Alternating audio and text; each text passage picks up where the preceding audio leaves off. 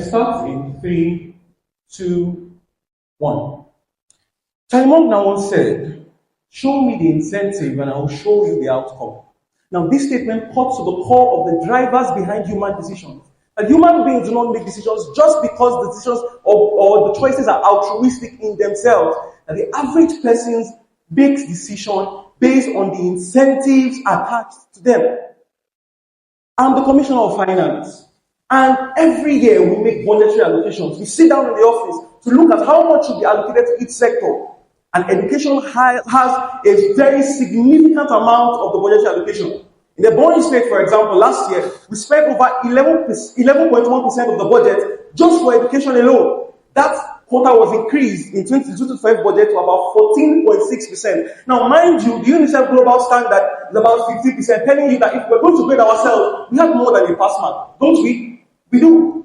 But what do we see in the status quo? We see poor performance. We see our students on the national scale performing below what is available, what should be the average. We perform 41% out of 50 in the whole nation for a state that boasts of one of the highest spending in education in the southeast. And so we have sat down to look at what is the problem. And that is what we are here to discuss. Listen, this debate is not about quality or access, no. Because we are not saying that we're not going to be empowering rural schools. The opposition will come and tell us how that increasing or raising performance quotas will only help a certain aspect of the education system. But we'll be here to show you that we have a solution that will serve the broader perspective of this spectrum. Now understand that our model involves a phased approach for allowing, first of all, prioritization of rural schools and their upgrade within the first 2 years. What am I saying? What do I mean in effect? I mean that in the first 2 years of the operation, our focus will be bringing schools, especially in rural areas, up to par. So I'm saying this to the panel, that any argument brought up about equity should be flagged down because we've already addressed that in our model. What is the impact of the current system? The impact of the current system is that there is no drive for school administrators or those that lead school institutions to see their schools become better. When we talk about performance indicators, we don't just mean the students themselves. Of course, they are core stakeholders in this debate. We also mean the functioning of our schooling system. And what we are saying is that we are creating a system that encourages these institutions to invest in quality education. That every amount of money that taxpayers are giving, every naira allocated towards the educational sector, is yielding outcomes for the average student and average person that's a part of that educational machinery. How will our model work? Before I go into that, I've said clearly that this debate is not about empowering just one layer of the system. This debate is ensuring that we have quality access and not just access. Our model works, first of all, like I said, to prioritize rural schools in the interim by working on staffing, infrastructure, and covering deficits. This is to bring them up to par. Our performance criteria will be measured on academic achievement, access and equity, employability, innovation, accountability, and efficiency. So what I mean in effect is that we won't just be measuring how many students pass a particular exam, even though that is core. We're measuring how much of these students, especially those from tertiary institutions, can go out into the labor force and be employable and also innovate. I'll give the example of what happens in the Scandinavian country, Sweden, Norway, Denmark, Finland, where these countries invested in a performance-based funding model, ensuring that schools that hit a particular standard get higher funding in terms of research, in terms of grants, in terms of scholarships. Again, our model, and I want to emphasize this model, our model will be flexible and will be reviewed annually to ensure that every criteria that we need to incorporate will be incorporated into it.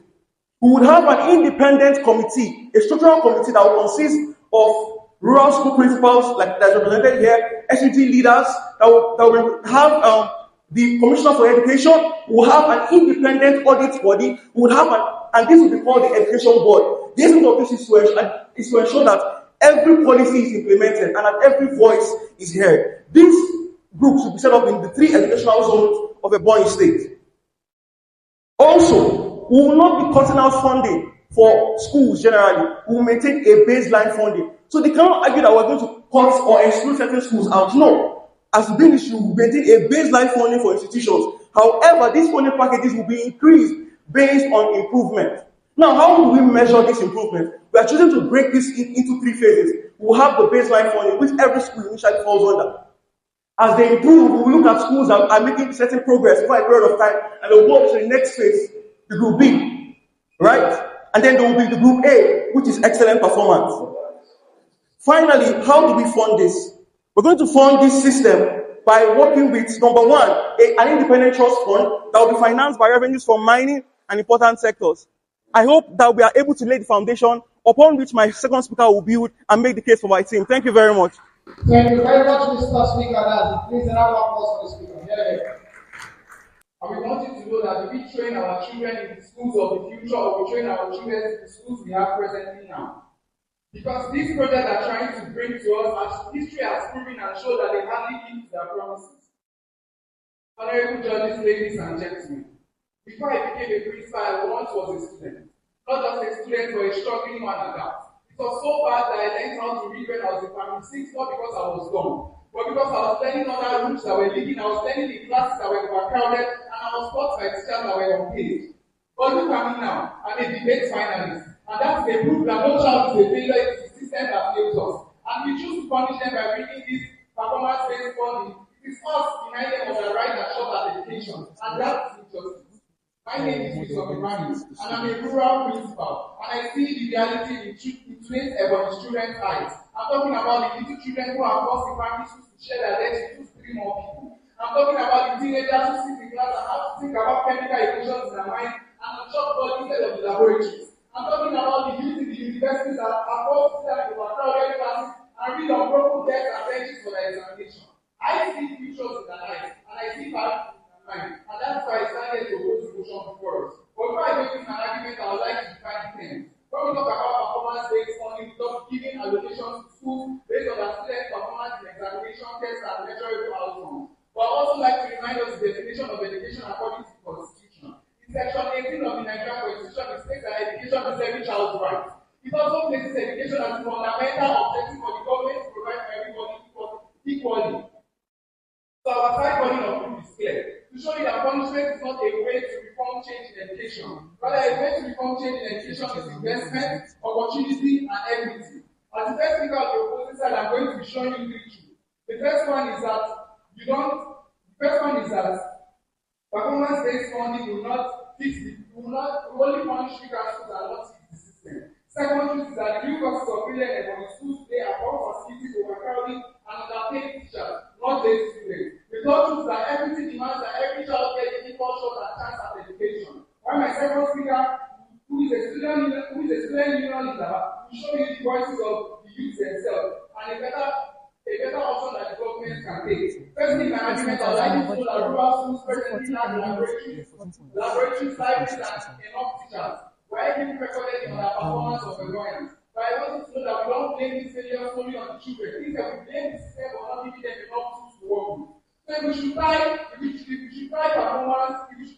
to performance, then we're making the rich rural schools richer and the poor rural schools shrink even further. That is us widening the gap in inequality instead of closing it. And we want you to know that you don't eradicate failure by starving the failing. Rather, you raise them from the ground. That's how education can move forward. Secondly, in my argument, I would like you to know that UNICEF recorded that 70% of the schools in Ebonyi State today are overcrowded, recording a teacher-student ratio being very, very high. Having one teacher accounting for about 70 students.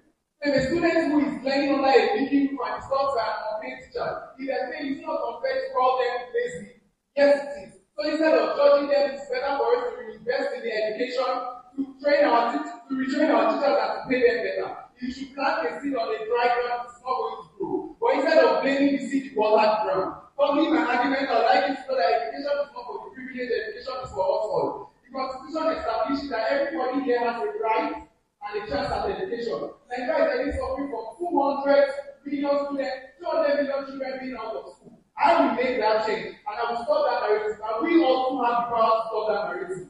I want you to know that performance-based funding is going to create 2 types of students. One student in the rich school get more, and one student in the poor school get less. That is us carrying injustice in broad daylight. And we want you to know that the measure of education is not by those who are already at the top, but it's by those education leads from the ground up. And I want you to know that the profession has started to tell us that this model has worked in other states and countries. I want you to know you have to check context first.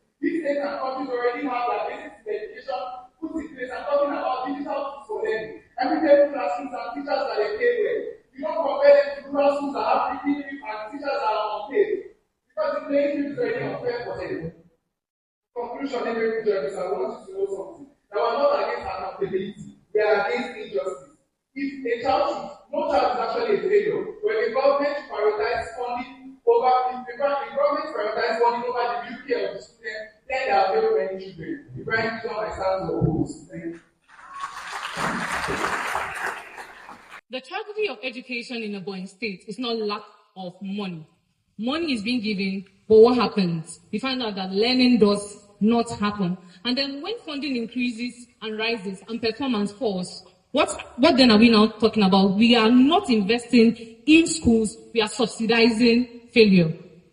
As an education policy analyst for Ebonyi State, my task is not to talk about that our opposition here is saying that our performance-based funding is about neglecting schools that have limited access to like labs and other things. Our model is simple and straight. Ladies and gentlemen, we are not going to reduce the amount of money your school is receiving. No.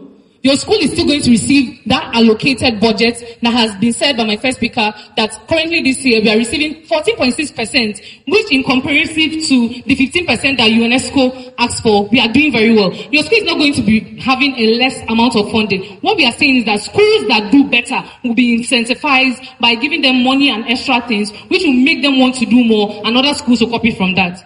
Now, as an education policy analyst, I would like us to be looking at these things, and I'll be demonstrating these things. Policy soundness, backed with data, research, and international comparisons, and why Ebonyi cannot afford to continue with business as usual. Now, let's go to my first question. Funding without accountability has failed in Ebonyi. Ebonyi spends a significant amount, as I said earlier, as analyst reports, in the year 2023, Ebonyi spent 46 billion in education. Are you not surprised at the amount? Ebonyi is spending 46 billion naira in your education right now. But then are you seeing signs of it? No, of course, you are not seeing. WAEC results of 2023 shows only 32% of candidates in Ebonyi pass WAEC in respect to the 50% national average. Now, in tertiary institutions, we see Ebonyi's unemployment rate among graduates to be 41%, which NBS report label says is very low. Now, let's look at the analytic diagnosis. More money has been produced, better outcomes are not being seen. Why? Because every school, regardless of their performance, are being given the same amount year to year, and there is no proof for the improvement that we are seeing in it because our WAEC results are low. Now let's look at the comparative insights. Lagos State, under the ECHO project from 2009 to 2014, tied funding to incentives and performance. And what happened? The WAEC results tripled to rate that initially in 2009 it was 18%, in 2014 it increased to a significant 45%. While Rivers State on the other hand poured billions of naira into education and infrastructure without any performance incentives. And what did we see? We saw yet incomes and other things, outcomes that were stagnated. And this is what opposition is here to deceive us into continuing. But proposition is rather showing that performance-based model, which is more accountable. And now, as I mentioned earlier, and as my first speaker said, an education performance board is going to be that will be monitoring this model. And then this board is going to be independent and have a closed bureaucracy, and also will be made up of multiple stakeholders. Now let's look at the stakeholders. We are going to have civil society and 3 educational civil society exam bodies and experts, heads of the 3 educational commissioner of finance. We are going to have an education policy analyst. We are going to have representative of principals from rural and urban schools so that they are all included and choices and decisions are not made over them. We are going to have a representative for student union governments for the tertiary level so that university students are also incorporated and measures are not given that would disfavor them. Now, this shows that accountability in our model is right, and it is going to reduce the corruption that is obvious in both worlds. But then our world is going to reduce this corruption or significantly remove it because of these models that we are proposing. Now, contention 2, performance-based funding rewards innovation, effort, and equity. Now, in our model, no school loses their baseline funding, as I said. Now, we are going to be measuring their performance based on 5 pillars. The first one is academic achievement. That's schools that do well in WAEC, NECO, JAM, and other things. Access and equity. Schools must show a reduction in the dropout rates, increase retention and completion of their students from schools, and especially females, rural employment and retention of low-income and academically students. This is to ensure that no school ignores students that are not doing well. Also, we have employability and innovation, such as tertiary institutions who want to benefit from this PDF would make sure that their students are students are employable after school, accountability and efficiency, and core curricular things like debate clubs and other things.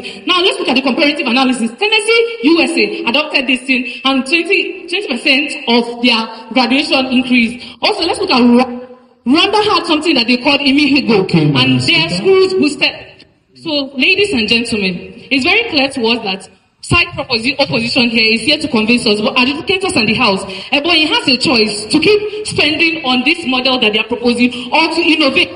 And just like Ghana, Rwanda, and other countries have done, we are proposing that Ebonyi does this, and it's going to be better for us as better outcomes to be seen. Thank you. Audience. In today's debate that Ebonyi State government would introduce performance-based funding for public secondary schools and tertiary institutions in Ebonyi State, to this, we vehemently stand in opposition. My teammate, the rural school principal, has emphasized the challenges of this system. I'll be reporting the argument of side proposition, reaffirming my team stance, focusing on systemic challenges, and also proffering solutions to ensure better performance. I'm not just here today before you as a debater, but as a representative voice of the student union, the people that are directly affected by this decision. As students, we understand that every child deserves quality education, whether from a rural or from a public school or from an elite school.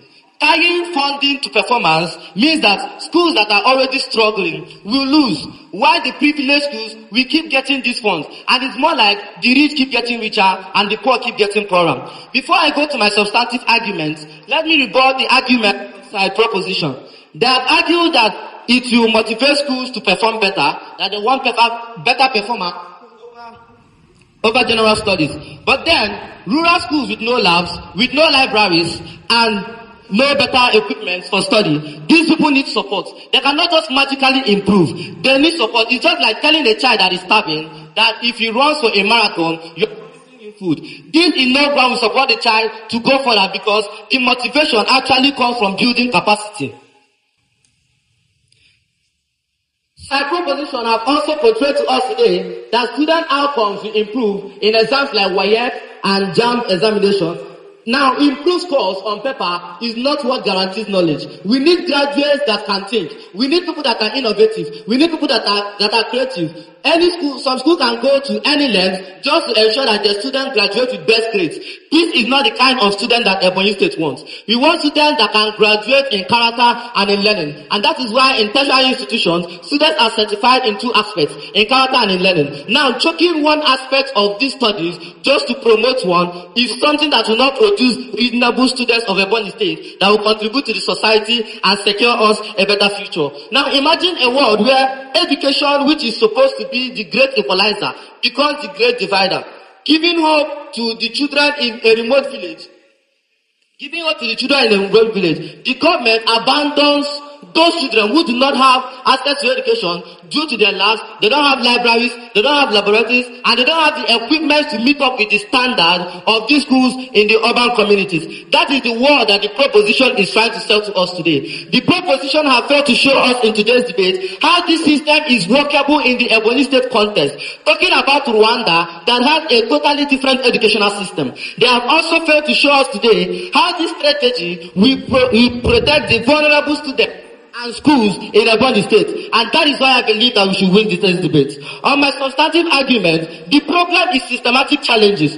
Ebonyi already has a significant amount of expenditure on education. It only has significant amount of its budget that is shadowed out to ensure educational improvement. But the problem here is not funding. But because of the systemic issues, which include shortage of teachers, it also includes poor building facilities, especially in rural communities and in rural schools, and also poverty, which affects students' learning. And we have to know that this debate today is not just talking about secondary schools, which the side proposition have limited themselves to. It's not talking about tertiary institutions, because we don't need graduates that graduate in quantity and at the end of the day have nothing to offer, because what will become of them in the labor market? So we need people that can think, people that are creative, and people that are not just taught for the purpose of passing their examinations or passing their tests just to have good grades and secure funding. People that can think out things that will benefit the society and secure our future, producing reasonable, competent students.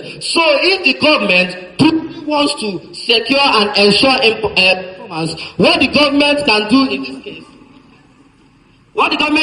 this case is to increase teachers' training and welfare, provide equal infrastructure access both in rural and urban communities, and invest in libraries, in ICTs, in laboratories, and monitoring with evaluation without attaching this thing to funding. Furthermore, it encourages manipulation. Some schools can go extra mile to falsify results and falsify records and manipulate them just to have students that graduate with best results and secure this funding. Now, Nigeria already battles with exam malpractice. Just this year, 2025, WAEC, West African Secondary School Certificate Examination, withheld 192,089 students' results just because of examination malpractice. This is a total of 9.75% of the students that registered for this examination. Now, Nigeria already battles with exam malpractice. This model will encourage more corruption instead of genuine improvement. On that note, we stand and ask that this motion should fall.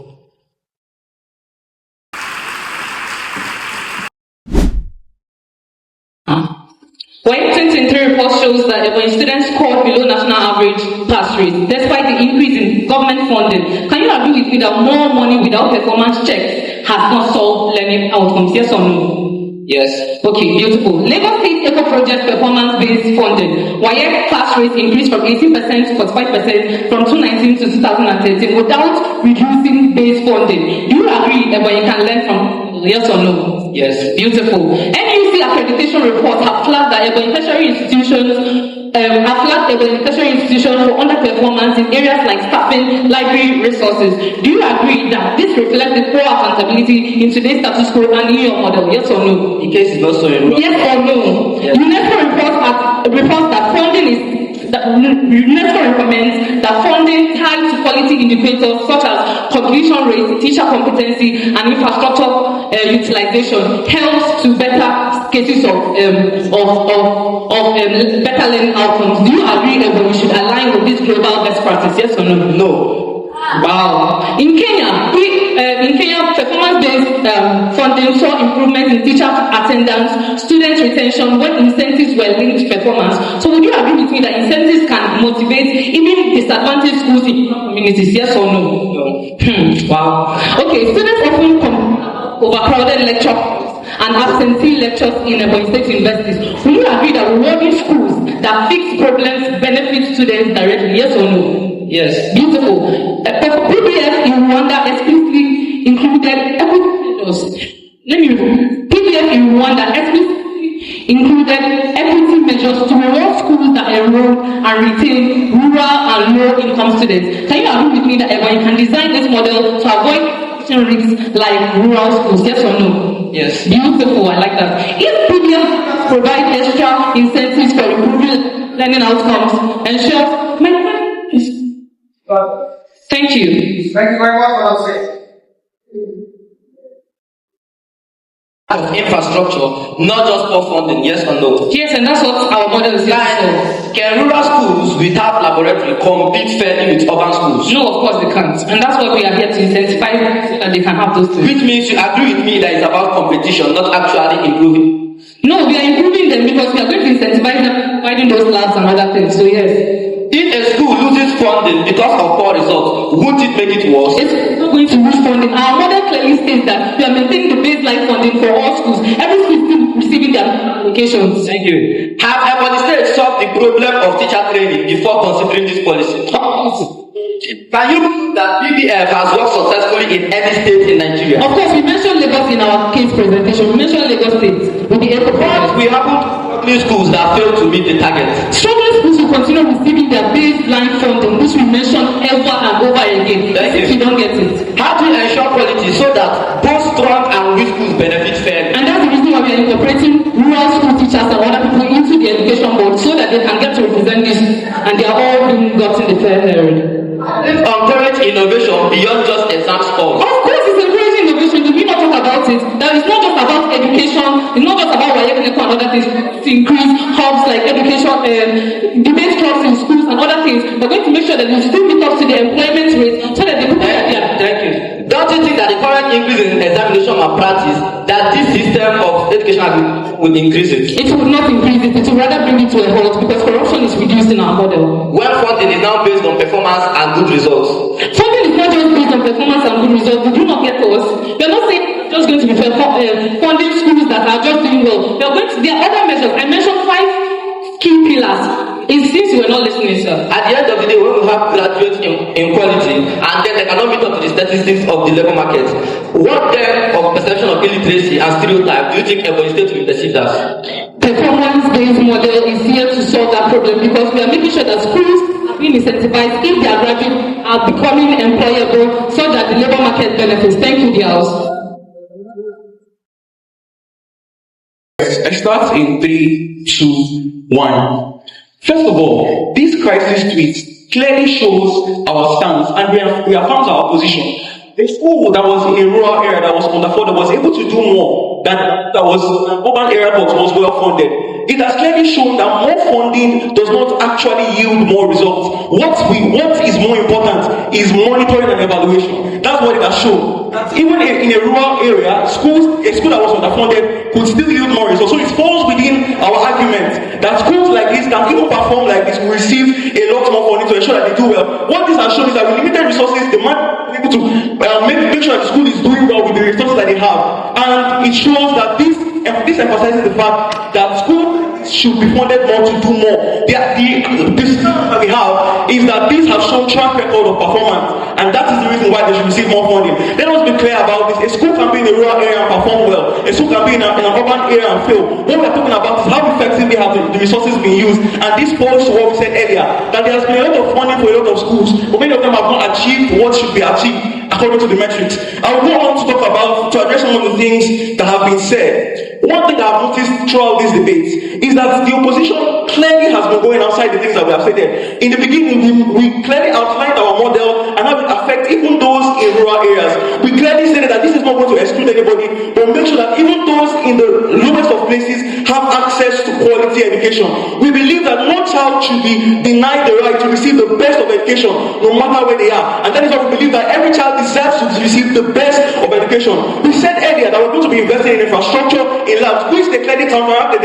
They made it seem as though we never mentioned those statements. We clearly addressed the problem in both worlds, but it seems that they only have talked about how it affects them. We have covered stance in both ends, clearly stating that our model covers those problems and those challenges. See, they've told us the problem. They've not given us clear-cut solution. We have given clear solution to this problem. We've said that we'll break these schools into tiers. Tier A, Tier B, and Tier C, ensuring that each school is measured according to their development over time.